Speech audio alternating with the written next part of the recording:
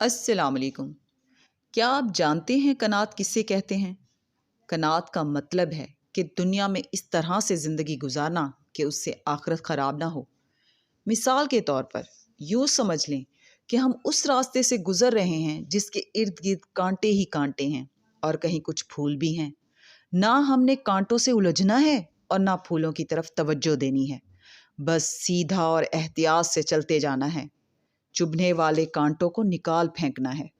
اے اللہ ہمیں کنات پسند بنا دے، آمین۔ آج کا سبق شروع کرتے ہیں۔ پناہ مانگتی ہوں اللہ کی شیطان مردود سے۔ شروع اللہ کا نام لے کر جو بڑا مہربان نہایت رحم والا ہے۔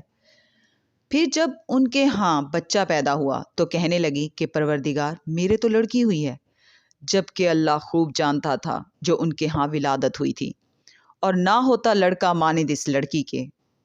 اور کہنے لگی میں نے اس کا نام مریم رکھا ہے، اور میں اس کو اور اس کی اولاد کو شیطان مردود سے تیری پناہ میں دیتی ہوں۔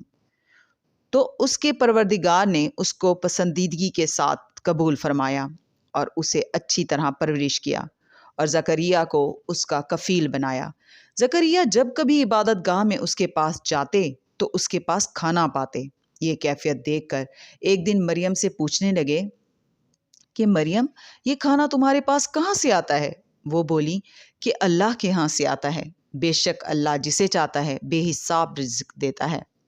اس وقت زکریا نے اپنے پروردگار کو پکارا، عرض کی کہ پروردگار مجھے اپنی طرف سے اولاد صالح عطا فرما، تو بے شک دعا سننے والا ہے۔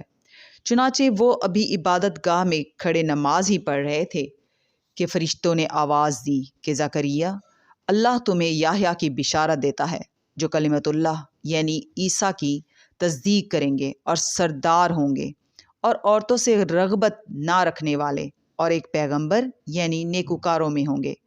زکریا نے کہا اے پروردگار میرے ہاں لڑکا کیوں کر پیدا ہوگا کہ میں تو بڈھا ہوں اور میری بیوی بانجھ ہے۔